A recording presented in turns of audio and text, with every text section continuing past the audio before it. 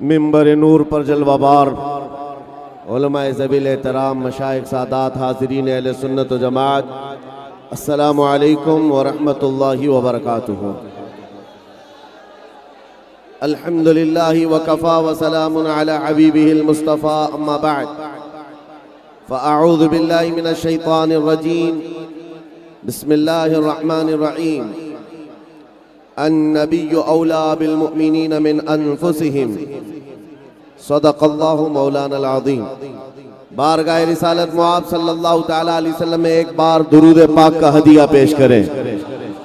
اللہم صلی علی سیدنا و مولانا محمد معدن الجود والکرم وآلہ واصحابہ الکرام وابنہ الکریم وبارک وسلم صلاة دائمتا سرمدا ابدا۔ یا رسول اللہ، تیرے عشق کی بدولت مجھے زندگی ملی ہے، میری بات بن گئی ہے تیری بات کرتے کرتے۔ عزیزان گرامی وقار،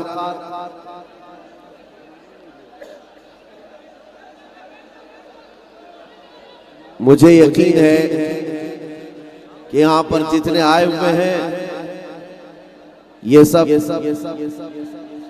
کسی نیتا کو سننے نہیں آئے ہیں، نبی پاک صلی اللہ تعالیٰ علیہ وسلم کے غلام کو سننے کے لیے آئے ہوئے ہیں۔ اور حضور پاک صلی اللہ تعالیٰ علیہ وسلم کے غلاموں کا حال یہ ہوگا، گھبرا گئی ہے گردش دوراں کبھی بے شک، ماشاءاللہ، سبحان اللہ۔ دیوان گانے عشق محمد کو دیکھ کر گھبرا گئی ہے گردش دوراں کبھی کبھی۔ بے شک، یہاں پر کوئی شور نہیں مچا رہا ہے، بلکہ ہر آدمی جو چپ بٹھا رہا ہے وہی شور مچا رہا ہے۔ بے شک، آپ غور کر کے دیکھ لیں، جو خاموش کرنے کے لیے آواز اٹھا رہا ہے اسی کا شور ہے۔ ہر کوئی کہتا ہے اللہ کا واسطہ چپ ہو جاؤ، سامنے والا کہتا ہے رسول اللہ کا واسطہ چپ ہو جاؤ۔ اللہ اور اس کے رسول کے واسطے یہ دیکھو جتنے ہاتھ اٹھا رہے ہیں آپ سب شور مچا رہے ہیں، کوئی کسی کو خاموش نہ بٹھائے، کوئی کسی کو خاموش نہ بٹھائے۔ ہمیں پتہ ہے دنیا کی بڑی سی بڑی فوج کو سنبھالا جا سکتا ہے، دیوانوں کو نہیں سنبھالا جا سکتا۔ بہت خوب، ماشاءاللہ، سبحان اللہ۔ بے شک، حضور پاک صلی اللہ تعالیٰ علیہ وسلم کے دیوانوں کا ہجوم ہے۔ میرے عزیزو، وقت ہمارے پاس بہت کم رہ گیا، میں ایک ہی جملے پر اپنی گفتگو ختم کر کے چلا جاؤں گا۔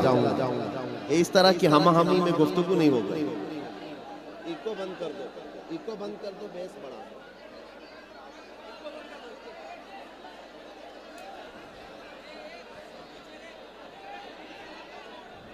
اقبال نے کہا ہے، یہ غازی یہ تیرے پر اسرار بندے جنہیں تو نے بخشا ہے ذوق خدائی، دو نیم ان کی ٹھوکر پہ دریا و صحرا، سمٹ کر پہاڑ ان کی ہیبت سے رائی، دو عالم سے کرتی ہے بیگانہ دل کو، عجب چیز ہے لذت آشنائی۔ حضور پاک صلی اللہ تعالیٰ علیہ وسلم کی محبت کی لذت جسے ملتی ہے وہ دونوں عالم سے بے پرواہ ہو جاتا ہے، وہ بے خوف ہو جاتا ہے۔ آج جس لذت کی ہم سب کو ضرورت ہے وہ عشق مصطفیٰ کی لذت ہے۔ بے شک، سبحان اور ایک بات میں کہہ جاتا ہوں میرے عزیزو، بار بار دنیا تمہیں خریدنے کی کوشش اس لیے کرتی ہے کہ بکے نہیں ہو، اور جو بکا ہوا ہوتا ہے اسے خریدا نہیں جاتا۔ بے شک، سبحان اللہ۔ اور بکا ہوا کس کے ہاتھ میں؟ دنیا کے ہاتھ میں نہیں، بلکہ شاعر نے کہا ہے بے دام ہی بک جائیے بازار نبی میں۔ بے شک، سبحان اللہ، سبحان اللہ۔ بے دام ہی بک جائیے بازار نبی میں، اس شان کے سودے میں خسارے نہیں ہوتے۔ بے شک، سبحان اللہ۔ جو ایک بار دربار مصطفیٰ صلی اللہ تعالیٰ علیہ وسلم میں اپنے آپ کو سپرد کرتا ہے، پھر بڑی سی بڑی طاقتیں اس کی بولی نہیں لگا پاتی۔ آپ کو پتا ہے وقت کی عبقری شخصیت جن کو اللہ نے قلم کی دولت عطا کی، زبان کی دولت عطا کی، علم و ہنر اور فن میں یکتا روزگار، بریلی کے تاجدار امام احمد رضا خان فاضل بریلوی، جن کی نعتیہ کلام کا حال یہ ہے کہ پوری دنیا آج گونج رہی ہے ان اشعار پر۔ ان کے زمانے میں بھی کوئی صاحب آئے تھے اور کہا تھا کہ مولانا آپ اچھی شاعری کرتے ہیں، ہمارے علاقے کے ایک بڑے سیٹھ صاحب ہیں، ان کی شان میں بھی کچھ لکھ دیجئے، واہ واہ بے شک ان کی شان میں بھی کچھ لکھ دیجئے۔ اعلیٰ حضرت فاضل بریلوی صرف شاعر ہوتے تو لکھ دیتے، اس لیے کہ شاعروں کا مزاج ہوتا ہے، سیٹھوں کی تعریف کی جائے گی تو وہاں سے نذرانہ ملتا ہے، بے شک بے شک بڑے لوگوں کی تعریف کی جائے تو وہاں سے لفافہ ملتا ہے، لیکن وہ اعلیٰ حضرت صرف شاعر نہیں تھے بلکہ آپ کی زبان سے سنو اعلیٰ حضرت کون تھے؟ وہ کہتے اس گلی کا گدا ہوں میں جس میں مانگتے تاجدار پھرتے سبحان ہیں، اللہ، بہت خوب ماشاءاللہ بے جس شک گلی میں تاجدار مانگتے پھرتے ہیں اس گلی کا گدا ہوں میں، تم مجھ سے دنیا داروں کی تعریف لکھوا رہے ہو، یہ نہیں ہو سکتا۔ اعلیٰ حضرت نے پھر کیا لکھا؟ کہنے لگے کروں مدح اہل دول رضا، پڑے اس بلا میں میری بلا، میں گدا ہوں اپنے کریم کا، میں گدا ہوں اپنے کریم کا، میرا دین پارے نہ نہیں، سبحان اللہ، وہ بے شک۔ کمال حسن حضور ہے کہ گمان نقص جہاں نہیں، یہی پھول خار سے دور ہے، یہی شمع ہے کہ دھواں بے نہیں۔ شک سبحان اللہ عزیزان گرامی وقار، جو بازار مصطفیٰ میں بکا ہوا ہے وہ پھر دنیا کے ہاتھوں میں نہیں بکتا، بے شک ادھر ادھر اس کی قیمتیں نہیں لگائی جاتی۔ آج آپ کے سامنے صرف اتنی بات عرض کرنا چاہتا ہوں، دل کو بے خوف بنانے کے لیے حضور پاک کے عشق سے اس کو بھر دو، اس لیے کہ اعلیٰ حضرت یہ بھی فرماتے ہیں جس دل میں رسول پاک کی محبت بس جائے پھر اس کا حال یہ ہے خوف نہ رکھ رضا ذرا، تو ہے عبد مصطفیٰ، تیرے لیے امان ہے، تیرے لیے امان ہے۔ سبحان اللہ، اور پھر خود اپنے فخر سے یوں بھی کہتے ہیں کیا دبے جس پہ حمایت کا ہو پنجا تیرا، سبحان اللہ بے شک کیوں دبے جس پہ حمایت کا ہو پنجا تیرا، شیر کو خطرے میں لاتا نہیں کتا تیرا۔ سبحان اللہ بے شک دربار رسالت معاذ صلی اللہ علیہ وسلم کے جو دربار سے وابستہ اولیاء ہیں ان کے بھی کتے کا حال یہ ہے کہ وہ شیروں کو بھی خطرے میں نہیں لاتا، پرواہ نہیں کرتا، حضور پاک صلی اللہ تعالی علیہ وسلم کی محبت میں جو چلتا پھرتا ہے۔ میں آج ایک بات کہتا ہوں، بہت سارے لوگ ہم سے یہ پوچھتے ہیں اتنے سارے نوجوانوں کو آپ کیا میسج دینا چاہتے ہیں؟ جہاں جاتے ہیں یہ بھیڑ جمع ہوتی ہے اور یہ کیا میسج دینا چاہتے ہیں؟ کیا ان کو کسی بات کی تیاری کرائی جا رہی ہے؟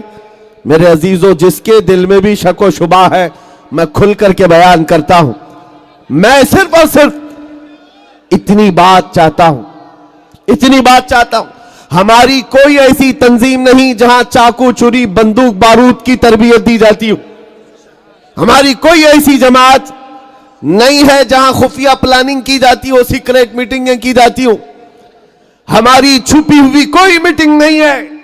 کسی نوجوان کو ہم ورغلا کر کے کسی کو مارنے کی تربیت کبھی نہیں دیتے، ہاں بات صرف اتنی کرتے ہیں میرے عزیزو تمہیں کسی سے بھی مقابلے کرنے کی ضرورت نہیں، اپنے آپ کے دل میں حضور کا عشق ایسا بساؤ کہ تمہارے چلنے پھرنے سے ہی کئی کیڑوں کی یوں ہی موت آ جائے، واہ واہ بے شک سبحان اللہ سبحان اللہ کیڑوں کو یوں ہی موت آ جائے۔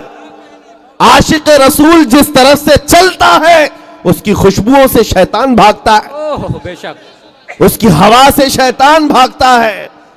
اپنے آپ کو بیچ دو بازار مصطفیٰ میں، بے شک نبی کریم صلی اللہ تعالی علیہ وسلم کے دربار میں جو آتا ہے اس کا حال یہ ہوتا ہے۔ حضرت سفینہ کہتے ہیں ایک صحابی ہیں، جنگل میں انہوں نے راستہ دیکھا ہوا تھا لیکن بھٹک گئے، راستہ پتہ نہیں تھا اور ادھر ادھر دیکھ رہے تھے، راستہ تلاش کر رہے تھے، اچانک ایک شیر سامنے سے آیا۔ شیر جس کے سامنے آ جائے پھر گھگی بن جاتی ہے، ہاتھ پیر کانپنے لگ جائیں، لیکن وہ درندہ جو منہ پھاڑ کر کے آ رہا تھا، بھوکا شیر کسی پر بھی حملہ کر سکتا ہے، جب قریب آنے لگا حضرت سفینہ جو صحابی رسول ہے، غلام مصطفیٰ ہے، کہتے ہیں میں نے شیر کو پکار کر صرف اتنا کہا یا ابا الحارث انا مولا رسول اللہ، اے پھاڑ کھانے والے درندے تو جانتا ہے میں رسول اللہ کا غلام ہوں۔ واہ واہ بے شک ایک ہی جملہ کہا میں رسول اللہ کا غلام ہوں۔ روایت میں معلوم بتایا گیا ہے کہ وہ شیر جو منہ پھاڑے آ رہا تھا اچانک سر جھکایا، حضرت سفینہ کے تلوے چھاٹنے لگا، واہ واہ واہ سر جھکا کر ان کے قدموں کے بوسے لینے لگا اور وفادار کتے کی طرح دم ہلاتا ہوا پھر آپ کو مدینے تک کا راستہ بھی بتا کر چلا گیا۔ سبحان اللہ۔ ایک بات یاد رکھو، جو نبی کریم صلی اللہ تعالیٰ علیہ وسلم کا ہو جاتا ہے مولا تبارک و تعالیٰ کائنات اس کی طرف پھیر دیتا ہے۔ سبحان اسی لیے میں نے کہا میرے مرشد گرامی حضور تاج الشریعہ رحمت اللہ تعالیٰ علیہ ایک بات فرماتے تھے اور بڑے گرو کی بات ہے، فخر کی بات ہے، وہ کیا ہے سنو۔ آپ کا نعتیہ کلام آپ نے سنا ہوگا، حضور تاج الشریعہ کا مشہور زمانہ نعتیہ کلام ہے، منور میری آنکھوں کو میرے شمس الضحیٰ کر دے، غموں کی دھوپ میں وہ سائے زلف دتا کر دے، جہاں بانی عطا کر دے، بھری جنت ہبا کر دے، نبی مختار کل ہے جس کو جو چاہے عطا کر دے۔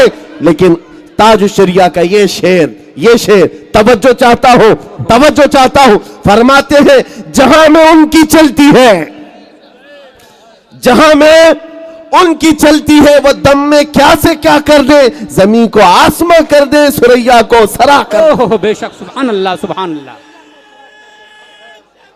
اللہ اکبر، یا رسول اللہ، اللہ حضرت اعلیٰ۔ میرے عزیزو یہ صرف نعتیہ شعر نہیں ہے، سنیو توجہ ہے، میں ایک سوال آپ سے کرتا ہوں۔ میرے مرشد گرامی نے تو یہ فرمایا جہاں میں ان کی چلتی ہے، اگر تمہارا عقیدہ ہے تو بتاؤ جہاں میں ان کی یقین ہے آپ کو؟ دل سے کہہ رہے ہیں آپ جہاں میں ان کی چلتی ہے، ہاں کسی اور کی نہیں، آمنہ کے لال کی۔ بے شک ہم تاجدار مدینہ کی بات کر رہے ہیں۔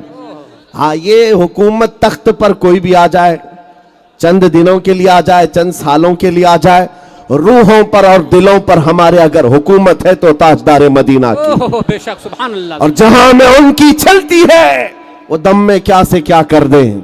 اور حضور پاک کے غلاموں نے دیکھا بھی ہے، آپ کو پتا ہے حضرت سعد بن ابی وقاص 400 گھڑ سواروں کو لے کر عراق میں چل پڑے۔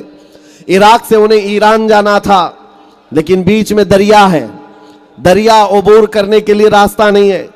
سامنے جتنے ایرانی فوج تھے سب نے دریا کے پل جتنے تھے برج توڑ دیے کہ کہیں یہ سعد ابن ابی وقاص کے 400 ساتھی محمد عربی کے سپاہی ادھر کراس کر کے ایران میں نہ آ جائیں، برج توڑ ڈالے، سارے دریا کے اوپر جتنے پل تھے توڑ دیے۔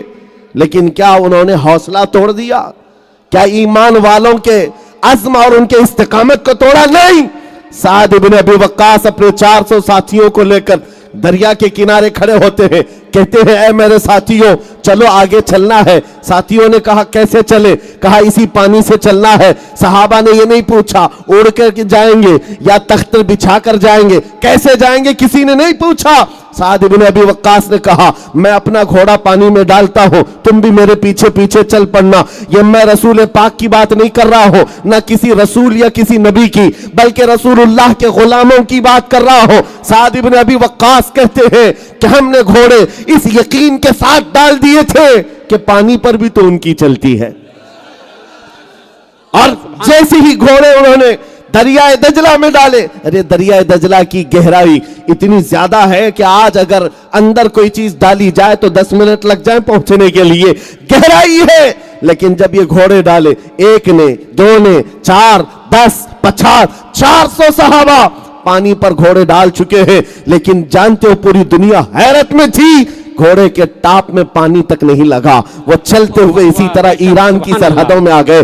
یہ تاریخ کی مشہور کتاب تاریخ تبری میں لکھا ہوا ہے، ایران کے فوجیوں نے فارسی میں پکار کر کہا تھا دیوا آمدند، دیوا آمدند، یہ تو جنات کی جماعت آ رہی ہے، یہ جنات کی جماعت آ رہی ہے۔ اب تک ہم نے پانی پر چلتی ہوئی جماعت کوئی نہیں دیکھی، لیکن اے سنیو میں کہتا ہوں یہ رسول اللہ کے وہ غلام تھے جن کا یقین تھا کہ اگر محبت مصطفیٰ میں ہم پانی پر گھوڑے ڈال بھی دیں اللہ راستے پیدا کرے گا، اس لیے کہ جہاں میں ان کی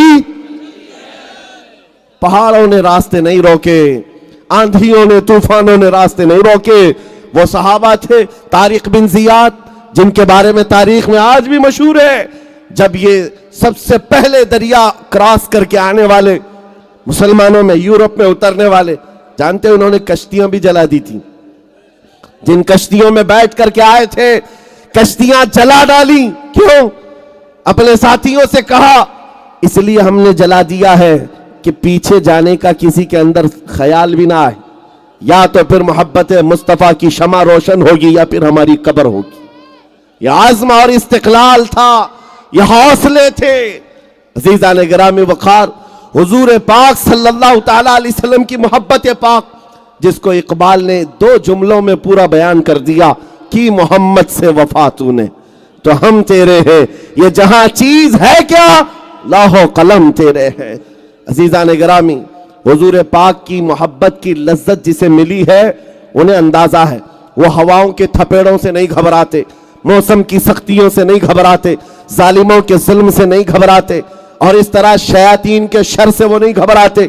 बाज लोग आज नर्वस होकर के कहते हैं हालात क्या हो गए मुसलमानों के, जहां जहां देखो इनको मारा गया, कत्ल किया गया, टुकड़े किए जा रहे हैं। और कुछ लोग तो तालियां बजा बजा करके देख रहे हैं, गज्जा में देखो बच्चों को मारा जा रहा है। ये बेरहम लोग जो तालियां बजा बजा कर देख रहे हैं, उनको ऐसा लग रहा है अभी चंद दिनों के बाद इस्लाम खत्म हो जाएगा।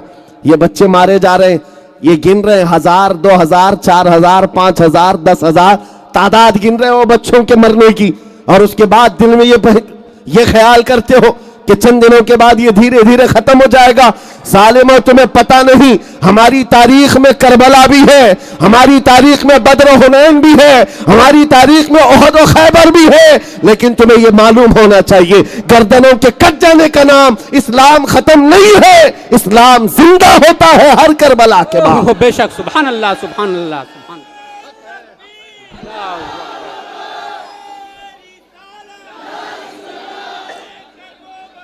जिंदाबाद, सुभान अल्लाह। नर्वस होने की जरूरत नहीं हालात के साथ। अभी इस वक्त क्या चल रहा है? अंधेरा है, रात का वक्त है ना, सबको पता है, लेकिन कोई घबराया हुआ नहीं है। सबको पता है जो मौला रात लाया है वो सुबह भी लाएगा, जो रात के अंधेरियां लाया है वो सूरज भी तुलू करेगा। आज अगर उम्मत मुस्तफा पर अंधेरियां छाई है, थोड़े दिनों की बात है कि फिर वो उजाले आएंगे, वो रोशनियां आएंगी। दुनिया देखेगी जब एक इमाम मेहदी का झंडा लहरा रहा होगा और हर जगह से परचमे रिसालत बुलंद होगा। आज किसी को तकलीफ होती है तो होए, लेकिन कल को ये दिन आएगा इंशाअल्लाह हर जुबान कहेगी लब्बैक या रसूल अल्लाह। किसी को दिक्कत है तो वो अपनी दिक्कत का इलाज करे। थोड़ा सा वक्त बचा है, मेरा पैगाम सुन लो। मैंने शुरू में ही कहा बेदाम ही बिक जाइए बाजार नबी में, बेदाम ही बिक जाइए बाजार नबी में। इस शान के सौदे में खसारे नहीं होते। ऐ नौजवानों, खास तौर पर आज पूरी दुनिया तुम्हारे चाल चलन की तरफ देख रही है, तुम्हारे तौर तरीके को गौर से देख रही है। एक बात बताओ, एक बात दिल पर हाथ रख करके पूछता हूं, आप भी अपने ज़मीर को बेदार समझते हो तो मुझे जवाब दो। दुनिया अगर तुम्हें रसूलुल्लाह का गुलाम कहती है तो क्या तुम्हें किसी को एतराज है? किसी को बुरा लगेगा? हुजूर का गुलाम कहने पर आपको किसी को बुरा लगेगा? मैं अपनी बात तो ये कहता हूं, मैं दुआ ये करता हूं मौला, गुलाम तो बहुत दूर की बात है। ऐ अल्लाह, पूरी दुनिया में मेरी पहचान ऐसी बने कि दुनिया मुझे मदीने का कुत्ता कहा करे। इस बात में भी हमें कोई एतराज नहीं, बल्कि शौक है, हम सआदत समझते हैं। मैं आपसे पूछता हूं, रसूलुल्लाह का अगर गुलाम कहती है दुनिया तो आपको तकलीफ होगी? नहीं तकलीफ है, खुशी होती है। और अगर खुशी होती है तो मेरे अजीज खुल करके गुलामी क्यों नहीं करते? छुप छुप करके हुजूर की गुलामी नहीं होती। हुजूर से अगर मोहब्बत किया है, खुल करके हुजूर से मोहब्बत दिखाओ और गुलामी में आओ। हुजूर पाक सल्लल्लाहु अलैहि वसल्लम की गुलामी का मतलब यह नहीं है कि रात की अंधेरियां आए तो तुम ताश के पत्तों पर बैठे रहो। हुजूर की गुलामी का मतलब यह नहीं है कि तुम्हारे हाथों में शराब की बोतल हो और तुम्हारे घरों तक नशा पहुंच जाता हो। नादानो, हुजूर पाक की निस्बत तुम्हारे साथ जुड़ी हुई है। ये खसीस चीजें और जलील चीजें तुम्हारे हाथ में कहां से आ जाएं? तुमको खैर उम्मत कहा गया है। नशा बहुत दूर की बात, लेना तो छोड़ो, सूंघना भी तुम्हारे लिए जायज नहीं। सूंघना भी तुम्हारे लिए जायज नहीं। और अगर तुम्हारे अंदर ये हालात आ गए, गली के नुक्कड़ पर बैठे हुए नौजवान से अगर लड़कियां डरने लग जाएं कि यहां से गुजरो तो ये छेड़खानी न करे, हमारी इज्जत महफूज रहेगी कि नहीं रहेगी, तो फिर तुम पर गुलामी सादिक नहीं आती। तुमने झूठ कहा है हुजूर पाक की गुलामी। हुजूर पाक का गुलाम वो होता है जिसके लिए कायनात इंतजार करती है, पूरी कायनात पलकें बिछाकर इंतजार करती है अल्लाह के रसूल का गुलाम हमारी तरफ आ जाए। आज आला हजरत की वो बात सुन लो। आपको ये यकीन है कि हमारे मरने के बाद, कब्र में जाने के बाद फरिश्ते 3 सवालात करेंगे, तुम्हारा रब कौन, तुम्हारा दीन क्या, सबको पता है ना। तीसरा सवाल क्या करेंगे, हुजूर को दिखाकर पूछेंगे, मा कुंत तक़ूलु फी हक़्क़ि हाज़र रजुल, इनके बारे में दुनिया में क्या कहता था। ये सवालात सुने हो कि नहीं कभी पहले? हुजूर के बारे में पूछा जाएगा ना, और अक्सर लोग यहीं आकर अटक जाएंगे। बहुतों को तो ये जवाब तो पता है, मेरा दीन इस्लाम है, मेरा रब अल्लाह है, लेकिन हुजूर की तरफ आकर बहुत सारे मुनाफिक कहेंगे, हा हा ला अदरी, मुझे अफसोस मैं नहीं जानता। लेकिन जो हुजूर पाक सल्लल्लाहु अलैहि वसल्लम से दुनिया में बेपनाह मोहब्बत करता था, कब्र में जब उसे पूछा जाएगा तो उसका जवाब क्या होगा? उसका जवाब शायर के शेर में इस तरह होगा, अब तो पाए नाज से ऐ फरिश्तों क्यों उठूं, अरे मर के पहुंचा हूं यहां इस दिलरुबा के वास्ते, मर के पहुंचा हूं यहां इस दिलरुबा के वास्ते।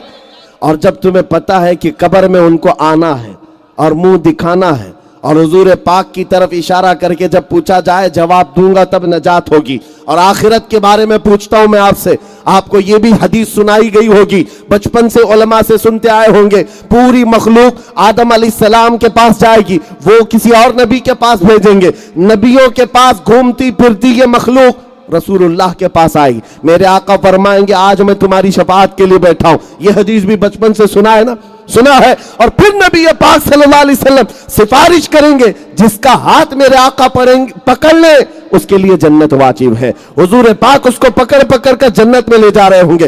दो ही बातें मैं पूछता हूं मेरे अजीजों, जब कब्र में भी हुजूर पाक के अलावा कोई चारा नहीं है और हश्र में भी उनके अलावा कोई चारा नहीं है, वो जो न थे तो और वो जो न हो तो, जिंदगी में भी वो जो न हो तो, और कब्र में भी वो जो न हो तो, हश्र में भी वो जो न हो तो, अगर नबी ना हो तो कुछ नहीं है। फिर सुनो, बरेली के इमाम कहते हैं, आज ले उनकी पनाह, आज मदद मांग उनसे, आज ले उनकी पनाह, आज मदद मांग उनसे, कल ना मानेंगे कयामत में अगर मान गया। आज तुम्हें उस दरबार में आ जाना है। और देखो मेरे अजीजों, आज ये हुजूम मुंबई की सड़कों पर, मैं ये सिर्फ यहां की बात नहीं कर रहा हूं, कल मैं बंगाल की खाड़ियों से आया, बिहार गया, कई इलाकों में जिस मजमे के पास जाएं यही अंदाज है।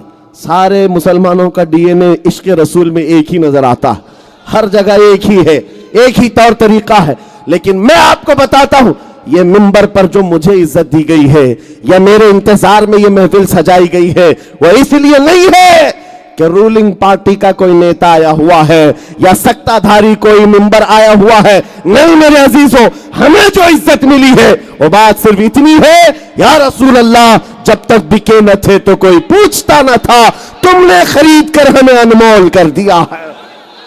ये निस्बत मुस्तफा की बात है।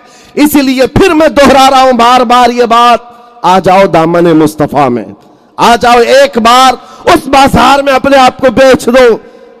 बाजार में बेचने का मतलब ये नहीं है कि तुम दुनियावी अय्याशियां यूं ही जारी रखो।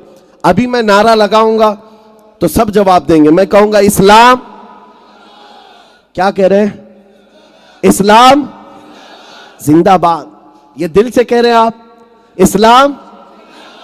फिर मैं आपसे पूछता हूं, घर में जाओ तो घर में तुम्हारी बेटियों पर इस्लाम जिंदाबाद क्यों नहीं दिखता?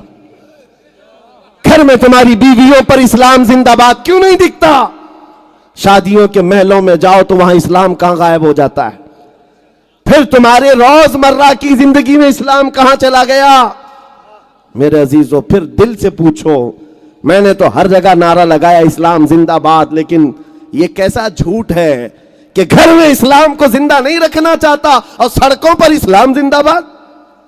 ابتدا اپنے گھر سے ہو، ابتدا اپنی زندگی سے ہو۔ شرم ہے ان نوجوانوں پر جو حضور کی سنت نہیں رکھنا چاہتے اور جان دینے کی بات کرتے، حضور پاک پر جان دینے کی بات اور حضور پاک کی سنت سے دوری، یہ میل نہیں کھاتی بات، یہ عمل اور قول میں میل نہیں کھاتی ہے بات۔ اس لیے آؤ ہم جب نعرہ لگاتے ہیں اور بات کرتے ہیں تو مکمل یقین کے ساتھ اور آج عہد کر کے اٹھیں گے، انشاءاللہ عہد کر کے اٹھیں گے۔ کیا عہد کریں گے؟ زندگی یہ نہیں ہے کسی کی کسی کے لیے، زندگی ہے نبی کی، ذرا اونچا، زندگی ہے نبی کی۔ ارے نا سمجھ مرتے ہیں زندگی کے لیے، جینا مرنا ہے سب کچھ۔ یا رسول اللہ دہن میں زبان تمہارے لیے، بدن میں ہے جان، ہم آئے یہاں اٹھے بھی وہاں، زمین و زمان، مکین و مکان، چنی نہ چنا اور بنے دو جہاں۔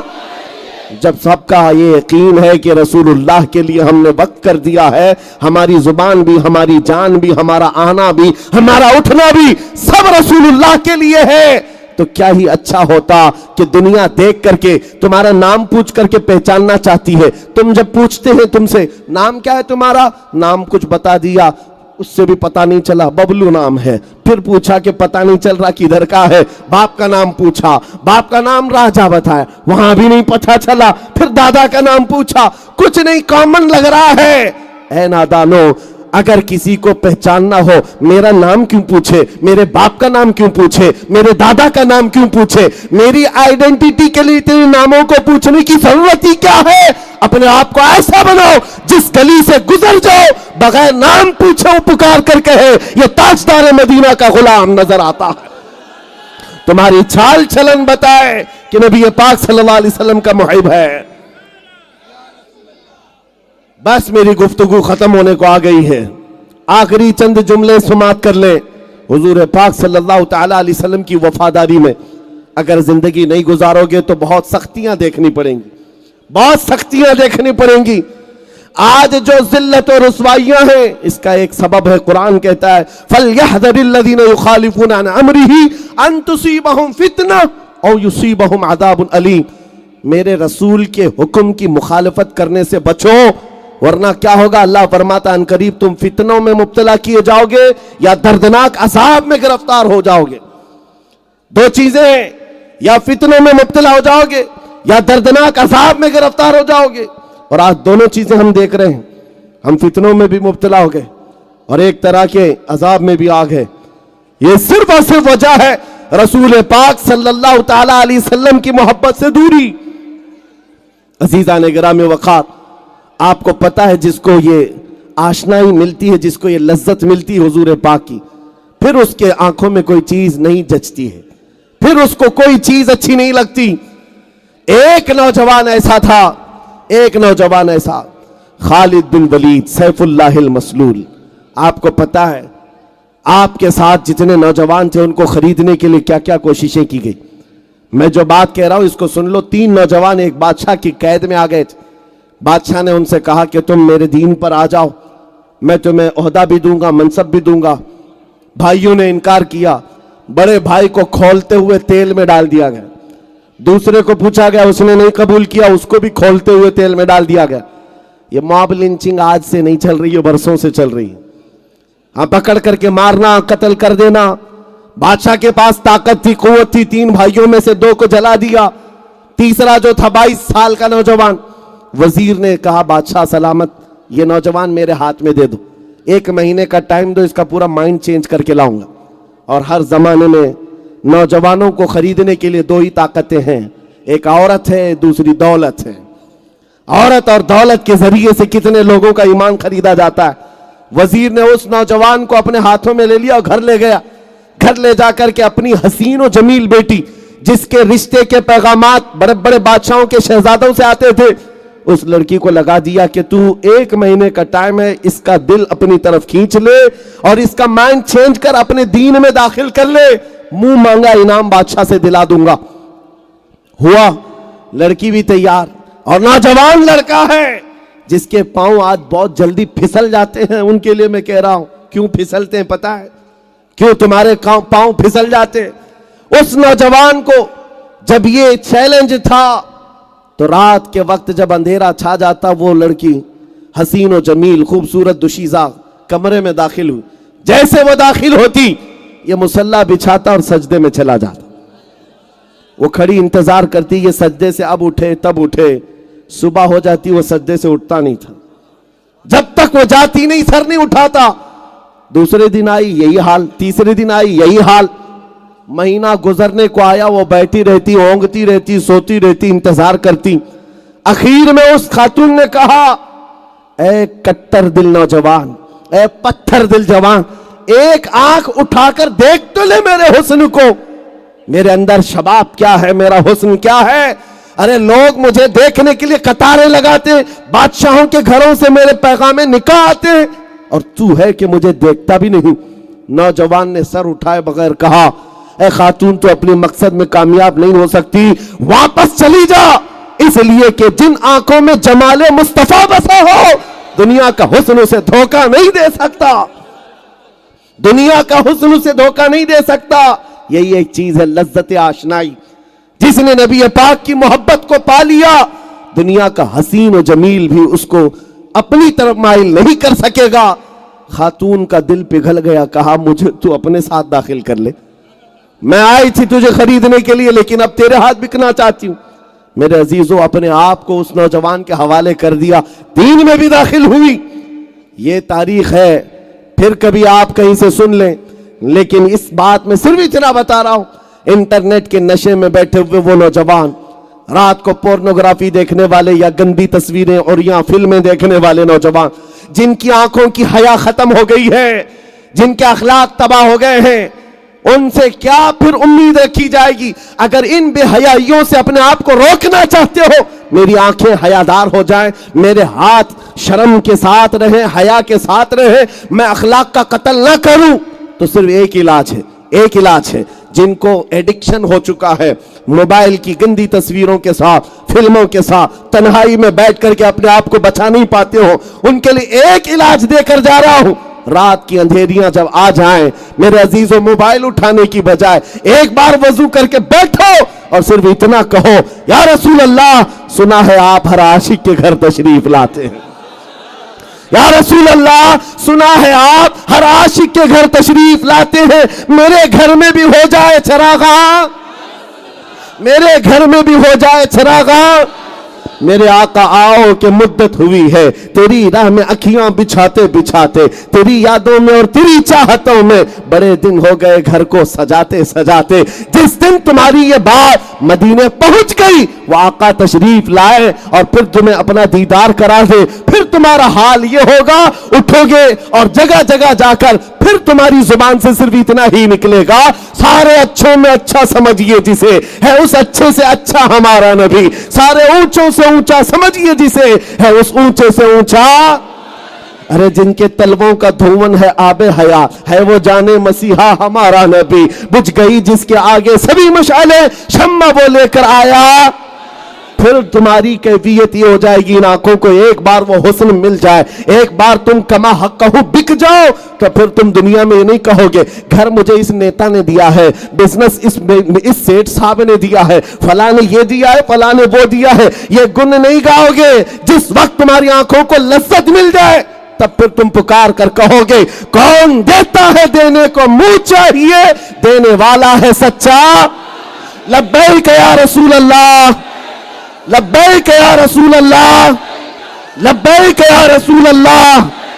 آج ہم یہ عہد کر کے جاتے ہیں، یا رسول اللہ، آپ کے لیے جینا سیکھتے ہیں، آپ کے لیے مرنا سیکھتے ہیں، بس شرط آپ کے لیے یہ ہے میرے عزیزو، قوت عشق سے ہر پست کو بالا کر دو، دہر میں نام محمد سے اجالا کر دو۔ وآخر دعوانا الحمدللہ رب العالمین۔